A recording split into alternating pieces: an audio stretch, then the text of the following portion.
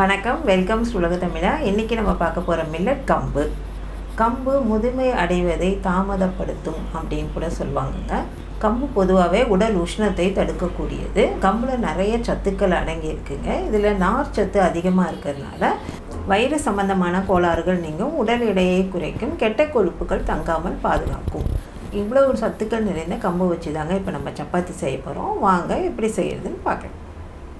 கம்பு மாவு சப்பாத்தி செய்கிறதுக்கு இப்போ கம்பு மாவு 1 கப் கம்பு மாவு எடுத்துருக்கேங்க.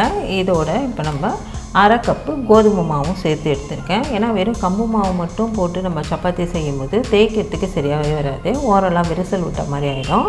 அதனால் நம்ம கோதுமை மாவும் கலந்து செஞ்சோம்னா நம்ம தேய்க்கிறதுக்கு ஈஸியாக இருக்கும். இப்போ இந்த கம்பு மாவையும் கோதுமை மாவையும் ரெண்டுத்தையும் ஒரு பவுலில் சேர்த்துக்கலாம்.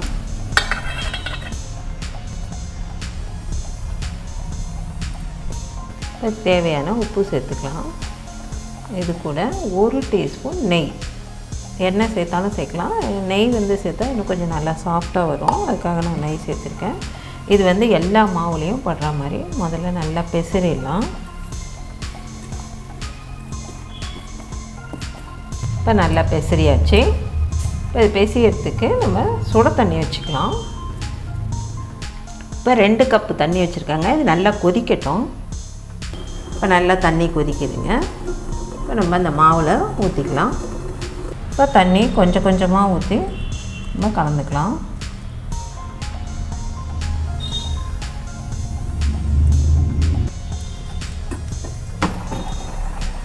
சூடாக இருக்கிறதுனால ஸ்பூனில் கலந்துட்டு அப்புறமா கொஞ்சம் கை பிடிக்கிற சூடு வந்தோன்னா நல்லா அழுத்தம் கொடுத்து பிசைஞ்சிக்கணும் கையால். இப்போ 2 கப்பு தண்ணி வச்சோம். நம்ம எனக்கு 1.5 கப்பு தான் செலவாகிருக்கு, மிச்சம் அரை கப்பு அப்படியே இருக்குது. இப்போ இது ரொம்ப சூடாக இருக்குது, கொஞ்சம் ஆறட்டும். ஆறினோன்னு நம்ம கை வச்சு பிசைஞ்சிக்கலாம். இப்போ சூடு ஆறிடுச்சுங்க, கொஞ்சம் விதன்னு இருக்குது. இதோடய நம்ம கொஞ்சம் நல்லா அழுத்தம் கொடுத்து பிசைஞ்சிக்கலாம்.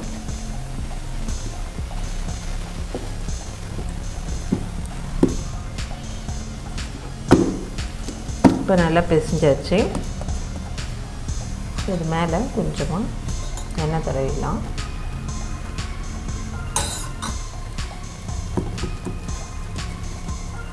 அப்படியே இது ஒரு 1/2 ஹவருக்கு ஊறட்டும், அப்புறமா நம்ம சப்பாத்தி தேய்ச்சிக்கலாம். இப்போ நல்லா மாவு ஊறிடுச்சு, நம்ம இதை திரட்டிக்கலாம். இப்போ முதல்ல கொஞ்சம் வர மாவு தூத்திடலாம். அதில் உங்களுக்கு எந்த சைஸ்க்கு வேணுமோ அந்த சைஸ் எடுத்துக்கோங்க. நான் இந்த சைஸ் எடுக்க போகிறேன். இது மீடியம் சைஸ் தான்.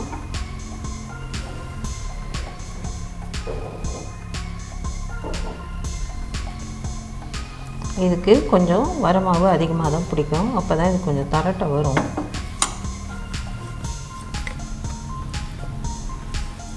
இதை மெல்லிசாலாம் தரட்ட முடியாது, ஓரளவு கனமாக தான் தரட்ட முடியும்.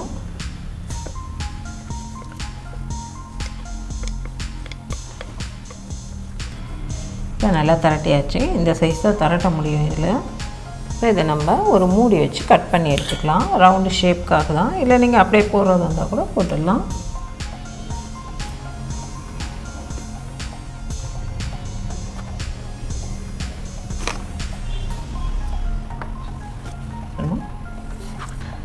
இப்போ நம்ம சப்பாத்தி போட்டு எடுத்துடலாம். இப்போ தவா நல்லா காஞ்சிடுச்சுங்க. இதில் சப்பாத்தியை போட்டு எடுத்துடலாம். இந்த கம்பு மாவு சிறுதானியம் உடம்புக்கு ரொம்ப நல்லதுங்க. இது குளிர்ச்சியை தரக்கூடியது. கம்பாக கொடுக்கும்போது குழந்தைங்க யாருமே சாப்பிட மாட்டாங்க, கம்பில் ஏதாவது இது பண்ணி கொடுத்தோம்னா. அதே இது சப்பாத்தி மாவு மாதிரி கொடுத்தோம்னா இதில் கோதுமை மாவும் சேர்ந்துருக்கிறதுனால ரொம்ப சூப்பராக இருக்கும். டேஸ்ட்டு தெரியவே தெரியாது அவங்களுக்கு இது கம்பு மாவுன்னு. அந்த சத்தும் அவங்களுக்கு சேர்ந்த மாதிரி இருக்கும்.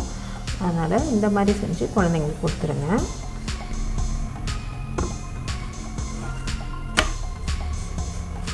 நான் ஸ்டவ் மீடியம் ஃப்ளேமுக்கு கொஞ்சம் அதிகமாக வச்சுருக்கேன்.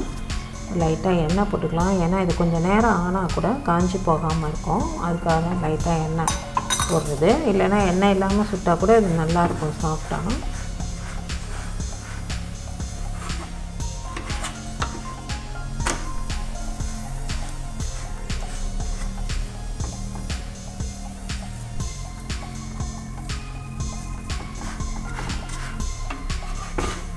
நீங்கள் இதில் எண்ணெய்க்கு பதிலாக நெய் போட்டிங்கன்னா இன்னும் ரொம்ப நல்லா டேஸ்ட்டும் நல்லாயிருக்கும், ரொம்ப சாஃப்டாக இருக்கும்.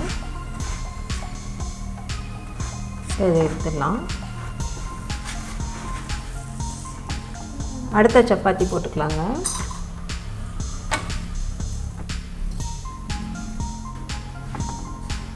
திருப்பி போட்டாச்சுங்க. இப்போ இந்த மாதிரி பபிள்ஸ் மாதிரி வரணும்னா நம்ம போட்ட உடனே எண்ணெய் ஊற்றிட்டோம்னா இது வரவே வராது. கொஞ்சம் நேரம் திருப்பி போட்டுட்டு அதுக்கப்புறம் எண்ணெய் ஊற்றினோம்னா இந்த மாதிரி நல்லா உப்பிட்டு வரும்.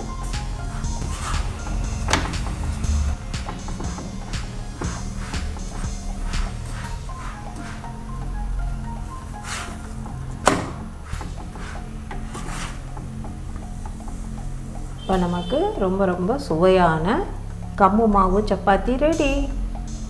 கம்பு மாவு சப்பாத்தி சூப்பராக ரெடி ஆகிடுச்சுங்க. நீங்களும் உங்கள் வீட்டில் இதே மாதிரி செஞ்சு பார்த்துட்டு உங்கள் கருத்துக்களை எங்களுக்கு தெரியப்படுத்துங்க. இந்த வீடியோ பிடிச்சிருந்தா லைக் பண்ணுங்கள், ஷேர் பண்ணுங்கள், மறக்காமல் உலக தமிழா சேனலை சப்ஸ்கிரைப் பண்ணுங்கள். தேங்க்யூ.